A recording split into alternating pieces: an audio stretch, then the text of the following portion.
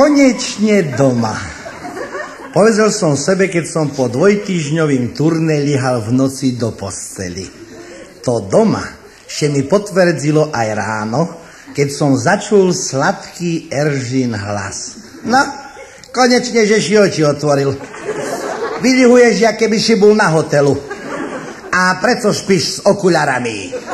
Šnívalo še mi o tebe, Eržičko. Ta som sebe ich zobral, že by som ce lepší videl. Na sprostosti dumáš, o sprosto to všetci aj šnie. Aj mne boli hlava, keď vypijem kávu, nemôžem spať. Ja zaž keď špím, dzivče mojo, nemôžem vypiť kávu. A co je dneška, Eržo? Piatok či sobota? Vyber sebe, je demokracia. Ale v každým prípade vstávaj, bo za chvíľu je tu Piťo. Chce ísť s tobu na Blšák. A predstav sebe, sušedov sopľak mi povedzel, že som tvardohlava stará koza. Co mám robiť? Neznám, Eržo. Ja nie veterinár.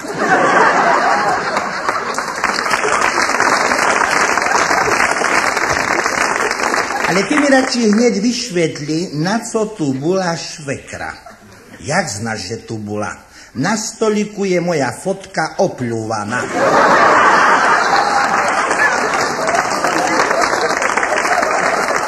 To som kvet polívala.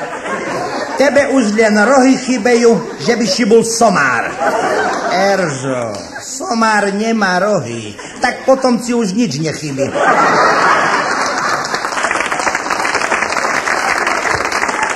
A že by si znal, švekra príde nedzeľu a bude spať v tvojej posteli. Mojej posteli? Pravda.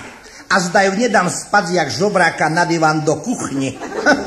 A ja dze budem spať. V kuchni na divane. A nejedujme. Dosť som nazlostená. Kúpila som nové topanky a už prvší deň me tlača. Obuj ich až druhý deň. Keď si taká mudra. Co si povedal? Nečula som. Aspoň nezabudneš. Rannú rodzinnú pohodu prerušil buchod na dvere. Idem otvoriť, Eržo. Iď. A daj pozor, že by si še nepotnul o sprostosť, co je pred dverami. Vošol Piťo. Už si še vrátil z Česka, Ander? Ešte nie. Ale poď ďalej. Frištikoval si? Nie. Stará mi povedala, že me isce ponúkneš. A ľubíš včerajší guľaš pišta? Pravda, Ander? Tak príď jutro.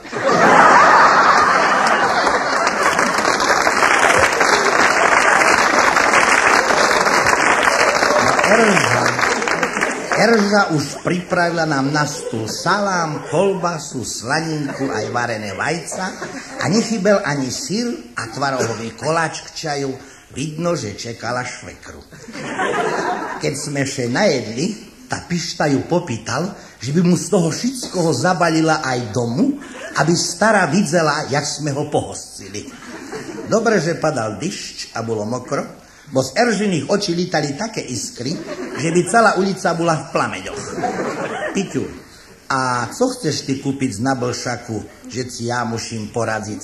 Idem na svadbu, Ander. A chcem kúpiť z mladej dajaký dar. Preco z Blšaku? Na Blšak daleko a tovar je tam väčšinu bez záruky. Ander, aj rodina, co idem na svadbu, je daleká a mladá je tiež bez záruky.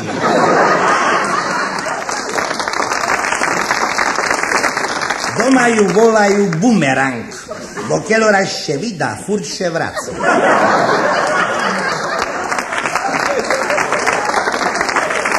Keď sme, ľudia mojo, išli kolo školy, ešte mudroval. Popaď, učiteľe, chcejú zvýšenie platov a jaké auta stoja pred školu.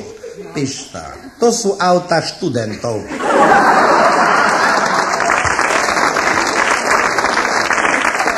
Na Blšaku mudroval zaš. Ideme do Európy a tu polno Azijčanov.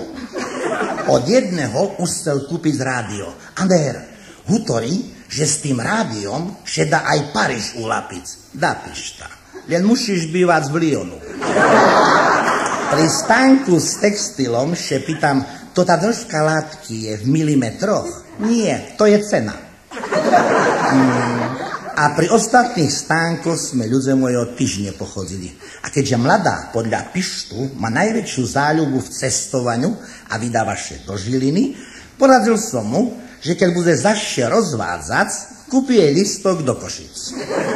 Piťo me vysciskal, že som hlava a že by som mu ešte poradil, že chce kúpiť šnúrky do topánok. A jaké, Pišta? Jednu ľavú a jednu pravú. Stalo sa. Unavený som še dotrepal domu a Erža me ľutovala. Mala som ísť ja s vami, Eržo. Telo peňaží sme nemali. A čom šediš pod sme? Vypli prúd under, zapal švičku a zapni televízor.